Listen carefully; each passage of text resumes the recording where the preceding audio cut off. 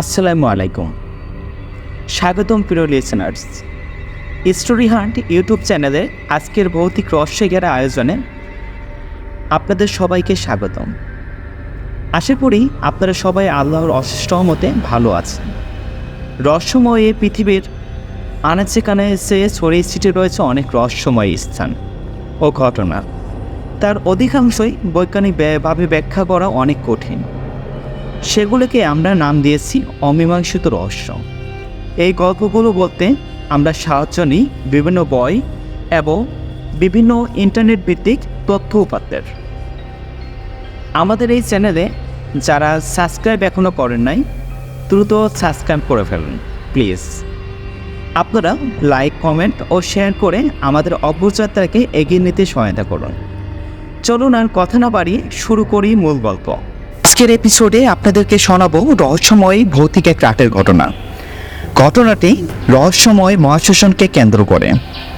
আজকের গল্পের নাম মহাশোষণের রহস্যময় ভয়ঙ্কর এক রাত। গল্প পাঠে আমি আপনাদের সঙ্গে আছি পারভেজ মাহমুদ সজীব, সম্রাট আর আবির। আমরা চার বন্ধু কৃষি বিশ্ববিদ্যালয় থেকে স্নাতক শেষ করে গ্রামের বাড়ি গিয়ে একটা অ্যাগ্রো ফার্ম তৈরি করি। আমাদের সমস্ত চাষাবাদ হয় আধুনিক প্রযুক্তির মাধ্যমে। সবশেষে খরচপাতি করেও অনেক টাকা থাকে। মামা আমাদের গ্রামের শেষ প্রান্তে একটা বড় জমির লিজ নিয়ে কিছু অংশে ফুল আর বাকি অংশে মাছ চাষ শুরু করে। আমাদের জমির পাশে ছিল একটা মহাশ্মশান। আমাদের জমির পাশে তেমন কেউ যেত না।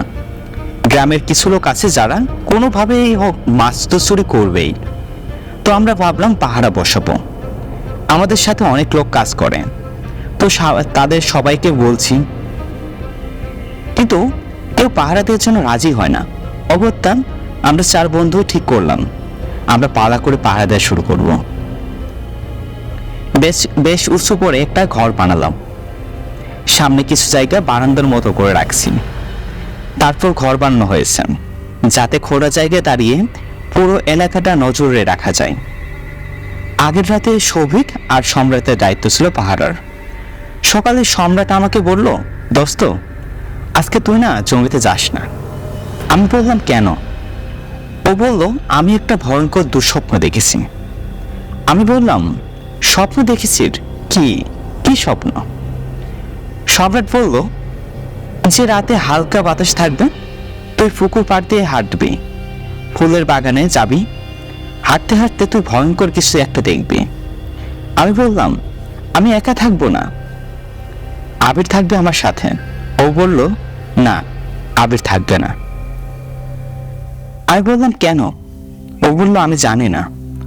ওর কথা শুনে আমি বললাম, দোস্ত সব স্বপ্ন তো সত্যি হয় না। বেলা 11টার দিকে আমাদের বাড়ির পাশের গণেশ কাকা মারা গেলেন। ওনাকে চিতায় তুলতে তুলতে বিকাল 5টা বাজত। রাত 11:30টার দিকে আমি আবিরকে কল করলাম, বললাম যে চল জমিতে যাই।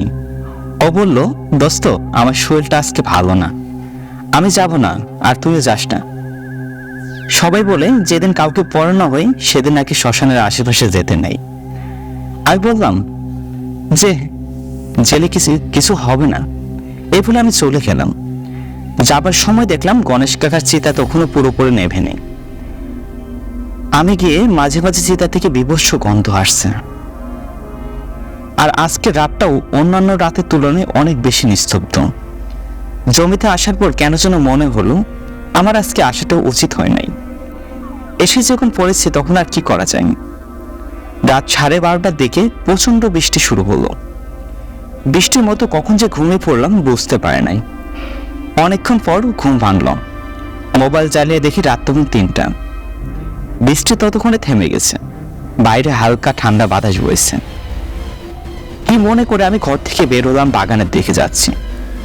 হঠাৎ গণেশ কাকার চিতার উপর নজর পড়ল। দেখলাম চিতা বৃষ্টির পানিতে ধুয়ে গেছে, আর সেই জায়গায় অদ্ভুত কিছু একটা বসে আছে।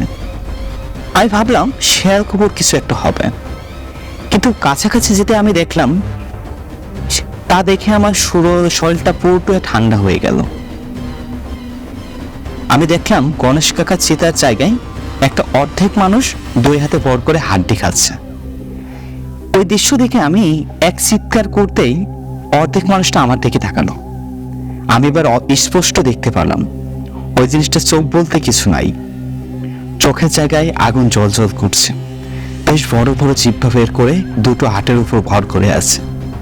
সঙ্গে সঙ্গে আমি ওখানেই অজ্ঞান হয়ে গেলাম। জ্ঞান ফিরতেই দেখি সম্রাট, আবির আর সৌভিক আমার কাছে। আমি বললাম, আমি এখানে কেমন করে এসলাম? ওরা বলল, সম্রাট ওই রাতে তোর চিন্তায় ঘুমায়নি। বরের আলো ফোটার সাথে সাথেই আমরা 3জন জমির দিকে যেতে দেখি তুই অজ্ঞান হয়ে পড়ে আছিস। আজ 3 দিন পর তোর জ্ঞান ফিরল। কি হয়েছিল একটু বলতো? আমি সবকিছু বললাম। ওই রাত থেকে প্রচন্ড জোরালো আমার সুস্থ হতে অনেক দিন লাগলো। ওই দিনের পর থেকে আমরা কেউ আর ওই জমিতে পাহাড়ে দেখে যায়নি। এই ছিল আমাদের আজকের গল্প। যদি ভিডিওটি আপনাদের ভালো লাগে তাহলে অবশ্যই একটা লাইক করুন আর চ্যানেলটিকে সাবস্ক্রাইব করুন।